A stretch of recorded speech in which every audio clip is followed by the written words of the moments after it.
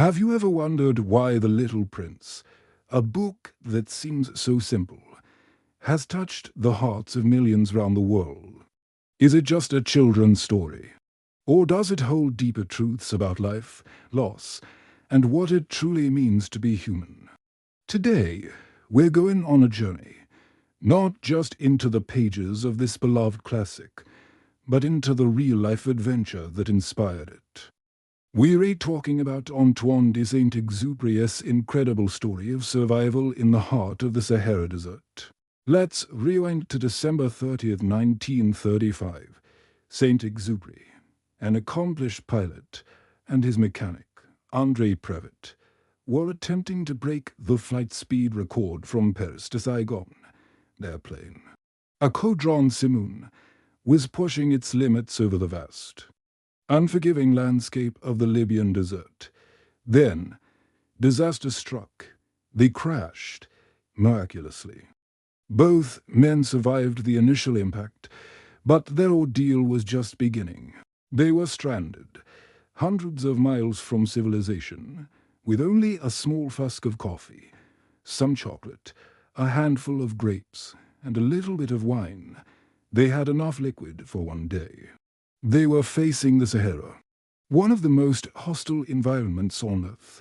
Imagine the scene, an endless sea of sand, stretching to the horizon in every direction. The sun beats down mercilessly during the day, and the temperature plummets to freezing at night.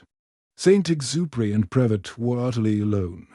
The silence would have been deafening, broken only by the wind. In his memoir, Wind, Sand and Stars, Saint-Exupéry describes the profound sense of isolation. He wrote, "The world is now a desert. We are shipwrecked." This wasn't just a physical challenge. It was a psychological battle against despair. They were two tiny specks in a vast, indifferent universe. Their first day was a blur of disbelief and urgent planning. They rationed their meager supplies, knowing every drop of liquid was precious. Dehydration is the great enemy in the desert. Within hours, the body begins to shut down. Their mouths became dry, their throats scratchy. The initial shock gave way to a gnawing thirst, a physical torment that would only intensify.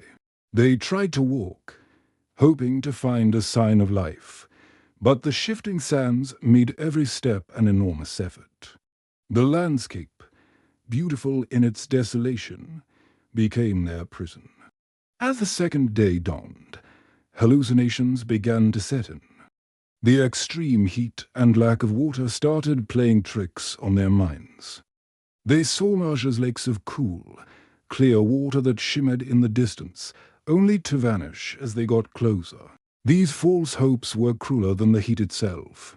They would stumble towards these illusions, their energy draining away, only to be met with more sand. Saint-Exupéry describes seeing armies marching and caravans passing by. His mind was creating a world to escape the horrifying reality. This is where the line between the pilot's real experience and the fantastical world of the Little Prince begins to blur. Think about it. A lone pilot, lost and disoriented in the desert, starts to see things that aren't there. Does that sound familiar? On the third day of his ordeal, with his body failing and his mind on the brink, Saint-Exupéry encounters the Little Prince in the story. A small boy with golden hair who mysteriously appears and asks him to draw me a sheep. In the book, the pilot is just as surprised as we are. Where did this child come from? Is he real? Or is he a product of thirst and delirium? The story never gives a clear answer, and that's part of its magic. It allows us to believe that in our moments of greatest need, something wonderful and unexpected can appear. The desert, in both the real-life account and the fictional story, is not just a backdrop. It's a character. It's a place that strips away everything non-essential. In the desert, your social status, your wealth, your job, none of it matters. All that matters is survival.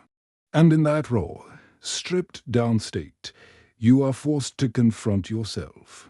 Saint Exupéry wrote about how the desert teaches you a unique kind of thirst not just for water, but for connection, for meaning. This is the core theme of The Little Prince.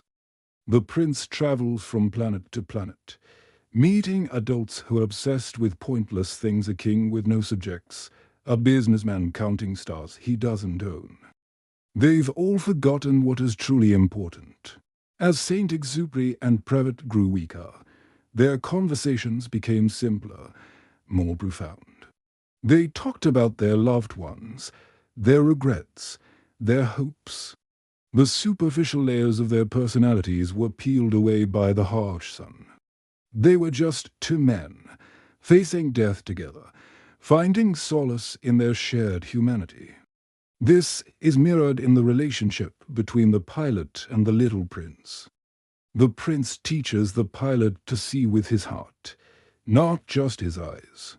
He reminds him of the simple joys of watching a sunset, of caring for a single rose, of the bond formed with a fox. The fox's famous secret, what is essential is invisible to the eye, is a lesson learned in the crucible of the desert. When you have nothing, you realize what everything truly is. By the fourth day, both men were near death. They had stopped sweating, a critical sign of severe dehydration. Their tongues were swollen, their skin cracked. They could no longer walk.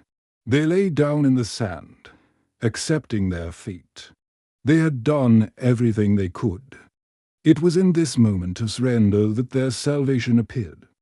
A Bedouin on a camel, a figure straight out of a desert dream, crested a dune.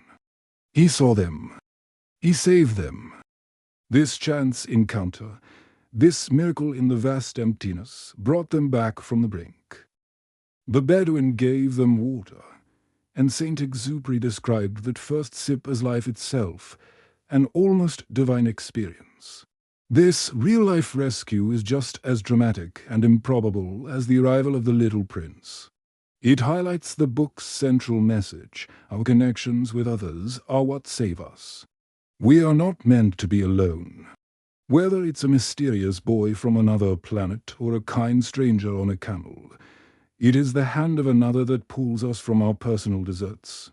The Little Prince isn't just a story about a pilot who crashed his plane. It's a story about all of us when we feel lost, alone, and thirsty for meaning. We've all been stranded in our own deserts of grief, loneliness, or confusion. We've all looked for a sign, a drop of water, a friend. So, when you read The Little Prince, remember the man who wrote it. Remember his 4 days under the Saharan sun, walking the fine line between life and death, between reality and hallucination. The story is not just a fairy tale. It is a testament to the resilience of the human spirit. It's a map that shows us how to find water in our own deserts. It teaches us that even in the most desolate places, we can find beauty, we can find friendship, and we can find ourselves. The next time you look at the stars, perhaps you'll think of a little boy on a tiny planet, and the pilot who met him in the heart of the desert. And you'll remember to look for what is essential, because it is invisible to the eye. Thanks so much for joining me on this journey. If you enjoyed this story, please hit that like button and subscribe for more deep dives into the stories behind the stories. Let me know in the comments what The Little Prince means to you. Until next time, keep exploring.